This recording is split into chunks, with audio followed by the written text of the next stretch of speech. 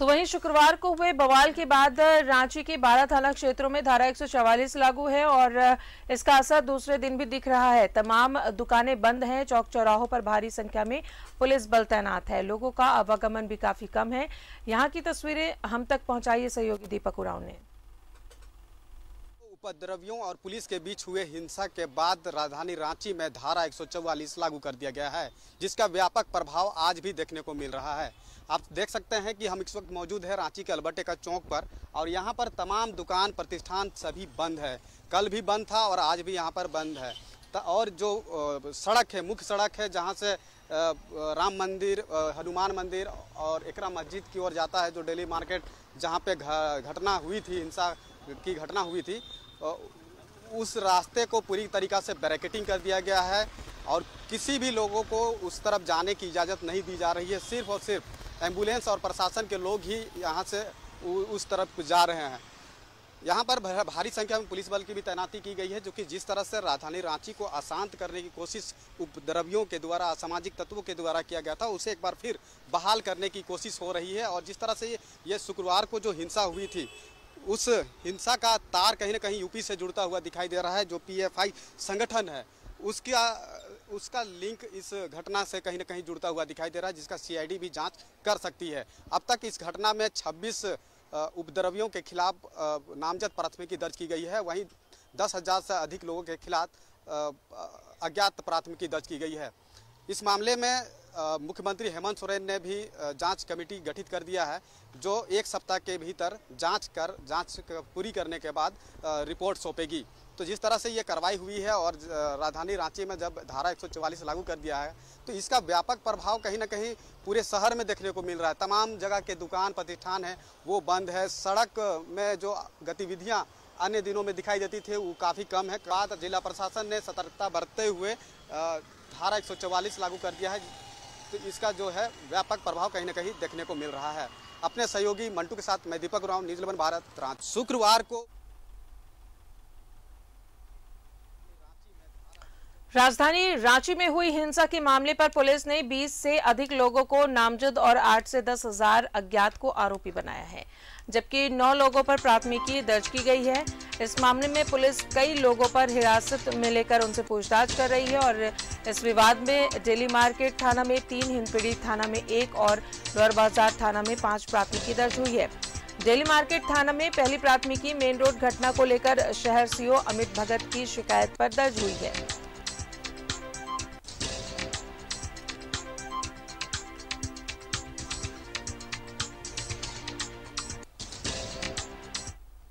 तो शहर के क्या हालात है जान लेते हैं। हमारे साथ सहयोगी दीपक और सहयोगी अंजनी दोनों मौजूद हैं। सबसे पहले रुक करते हैं अंजनी का। अंजनी, इस वक्त कहां पर मौजूद है? अभी लगभग 9:30 बज रहे हैं, कैसे हालात है शहर के? देखिए, अभी भी हम लोग महात्मा गांधी मार्ग में हैं और ये जो काली मंदिर का जो चौक है उस जगह पे है। अभी भी दुकानें बंद है, लेकिन आप देखेंगे अल्बर्ट एक्का चौक से लेकर सुजाता चौक तक जो है फोर्सेस की संख्या अभी भी उतना ही है जो शुक्रवार के दिन रात में लगाई गई थी।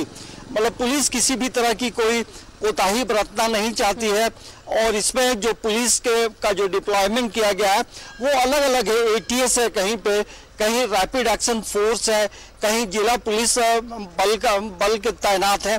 तो अलग अलग जगहों में अलग अलग फोर्सेस तैनात किए गए हैं।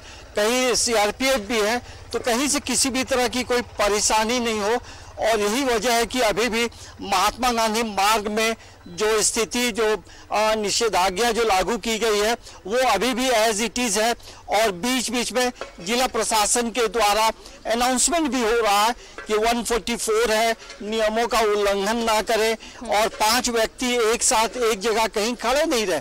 ये तमाम जो चीजें हो रही हैं वो शहर के लिए और हमारे लिए हो रही हैं, तमाम लोगों के लिए हो रही है। तो अभी भी मेन रोड का जो इलाका है हल्के फुल्के, मतलब ये कह सकते हैं कि कुछ लोग पैदल आ जा रहे हैं, लेकिन गाड़ियों का जो मूवमेंट है, 4 व्हीलर हो, 2 व्हीलर हो, तमाम चीजें बंद हैं। थोड़ी तस्वीर आपको दिखाते हैं राजदा, ये थोड़ी तस्वीर आपको दिखाते हैं। देखिए सामने की जो तस्वीर है, ये सीधा ये रास्ता सुजाता की तरफ से आता है। तो आप सामने देखेंगे तो यहाँ रैपिड एक्शन फोर्स की यहाँ जो गाड़ी है, जो बसेस है वो खड़ी है। तो यहाँ से आप जैसे जैसे आगे बढ़ेंगे तो अलग अलग जगह में अलग अलग फोर्सेस तैनात हैं। मूवमेंट नहीं है।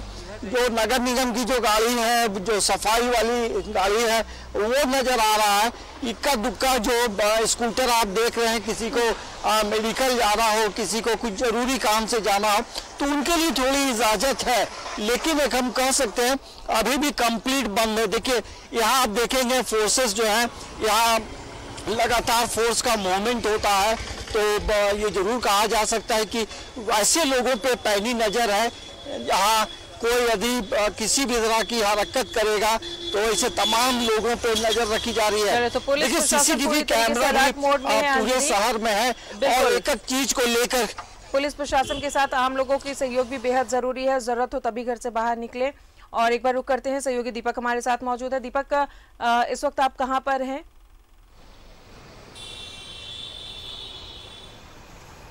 जी, राजधानी रांची के हृदय स्थल अल्बर्ट एक्का चौक में हम हैं। और जिस तरह से शुक्रवार को हिंसक झड़प हुई और हिंसा की घटना हुआ, उसके बाद राजधानी रांची के 12 थाना क्षेत्रों में जिला प्रशासन ने धारा 144 लागू कर दिया गया है।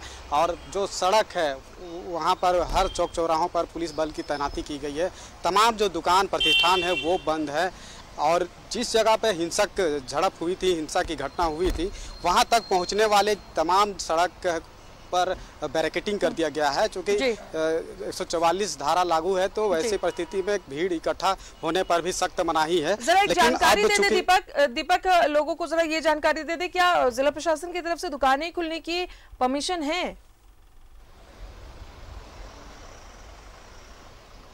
जी बिल्कुल, जिस तरह से धारा 144 लागू कर दिया गया है और उसके बाद से ही तमाम दुकान प्रतिष्ठान को अगर खोला जाएगा तो कहीं ना कहीं भीड़ इकट्ठा होगी। और जिस धारा 144 के मुताबिक भीड़ इकट्ठा करने पर सख्त मनाही है, तो लोगों ने भी अपना इस चीज़ों को ध्यान में रखते हुए अपने दुकान प्रतिष्ठान को बंद करा दिया गया है। अब चूंकि घटना के 2 दिन बीत गए हैं और अब धीरे धीरे जनजीवन है जो पटरी पर लौट रहा है। सड़कों पर भी आप देख सकते हैं कि लोगों का आवागमन, थोड़ा सा मूवमेंट देखने को मिल रहा है। और जिस तरह से अमन चैन बहाल होने की बात हो रही है, तमाम बुद्धिजीवी या समाजसेवी है वो इस पर पहल कर रहे हैं। तो हमारे साथ एक समाजसेवी है जो राष्ट्रीय युवा शक्ति के केंद्रीय अध्यक्ष है उत्तम यादव, जिन्होंने भी इस चीज़ों को लेकर काफ़ी गंभीरता से लिया है। और जो पुलिस प्रशासन के लोग जो अभी जवान तैनात है उन लोगों तक खाना पहुंचाने का भी ये काम कर रहे हैं। हम इन्हीं से जुड़ते हैं और जानते हैं। जी बताइए कि जिस तरह से घटना घटी शुक्रवार को और उसके बाद अमन चैन बहाल होने की बात कही जा रही है, आप इसको किस तरह से देख रहे हैं और क्या अपील करेंगे आप? देखिए, पहले तो इस घटना की जितनी भी निंदा की जाए कम है। और इस तरह की घटना आज तक रांची के इतिहास में कभी इस तरह की घटना नहीं घटी।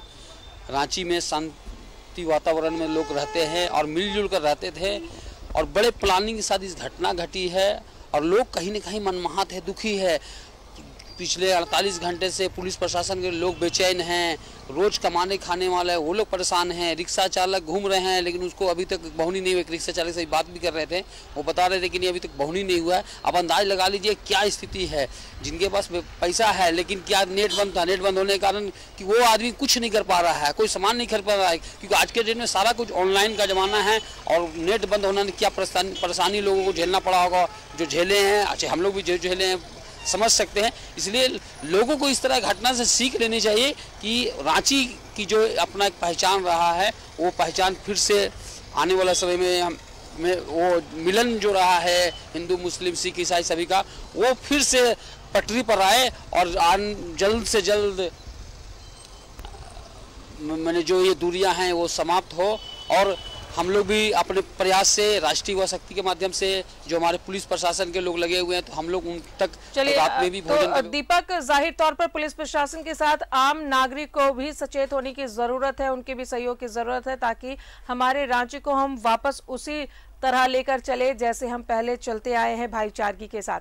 बहुत बहुत शुक्रिया अंजनी, दीपक, आप दोनों का तमाम तस्वीरें और जानकारी देने के लिए। एक बार फिर से रांची में अमन चैन कायम है और इसमें ना सिर्फ जिला प्रशासन, पुलिस प्रशासन, रैफ के जवान बल्कि आम नागरिकों का सहयोग भी बेहद जरूरी है।